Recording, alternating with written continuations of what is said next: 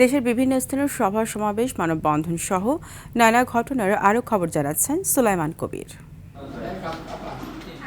টাঙ্গাইলে অনুমোদনহীন বেসরকারি হাসপাতাল ও ক্লিনিকের বিরুদ্ধে অভিযানে ৩টি ক্লিনিক, সিলগালা ও একটি হাসপাতালকে ১,৫৫,০০০ টাকা জরিমানা করেছে ভ্রাম্যমাণ আদালত।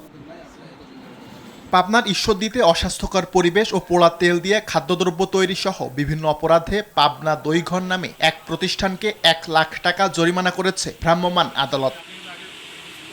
পটুয়াখালীর রাঙাবালির মৌডুবি ইউনিয়নে সাবেক বন কর্মকর্তা শোয়েব খানের বিরুদ্ধে খাল ও চর ইজারার নামে অর্থ আত্মসাতের অভিযোগে মানববন্ধন করেছে ভুক্তভোগী জেলে ও স্থানীয়রা।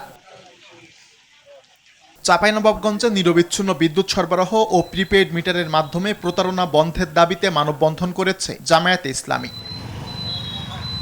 রাজবাড়ীর গোয়ালন্দে ফ্যামিলি কার্ড যাচাই বাছাই কার্যক্রমে অনিয়মের অভিযোগে উপজেলা নির্বাহী কর্মকর্তা সাথী দাসের বিরুদ্ধে ঝাড়ু মিছিল করেছে বিএনপি নেতাকর্মীরা।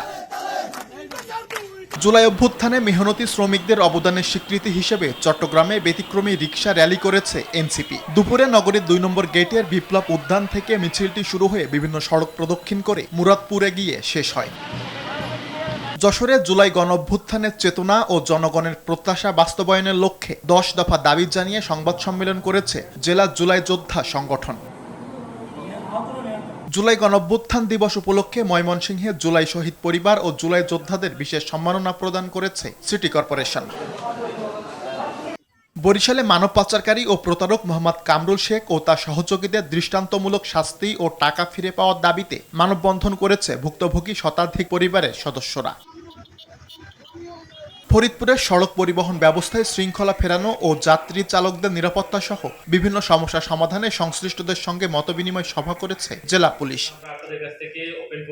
যশোরের ঝিকরগাছা উপজেলা স্বাস্থ্য কমপ্লেক্স পরিদর্শন, রোগীদের খোঁজ খবর এবং কর্মকর্তা কর্মচারীদের সঙ্গে মতবিনিময় সভা করেছেন জেলা civil surgeon doctor Masud Rana. Sundarban সংলগ্ন মোংলা জয়মলির ঘোষ এলাকায় সুপেয় পানি সংকট নিরসনে পানি পরিশোধনাগার কেন্দ্র স্থাপন করেছে কোস্টগার্ড। প্রধানমন্ত্রীর বিরুদ্ধে কুরুচিপূর্ণ মন্তব্যের প্রতিবাদে এনসিপির মুখ্য সমন্বয়ক নাসিরউদ্দিন পাটোয়ারীকে অবাঞ্ছিত ঘোষণা করে বিক্ষোভ মিছিল করেছে ঢাকার ধামরাই উপজেলা ছাত্রদল। জুলাই গণঅভ্যুত্থানে শহীদ ও আহতদের স্মরণে পটুয়াখালী বিজ্ঞান ও প্রযুক্তি বিশ্ববিদ্যালয়ের টিএসসিতে দোয়া মাহফিল ও আলোচনা সভা করেছে বিশ্ববিদ্যালয় প্রশাসন। টাঙ্গাইলের ঘাটাইলে ৪০ দিন জামায়াতে ৫ ওয়াক্ত নামাজ আদায় করা শিক্ষার্থীদের মাঝে সম্মাননা স্মারক ও উপহার সামগ্রী বিতরণ করেছে সাবিলুল খাইর ফাউন্ডেশন।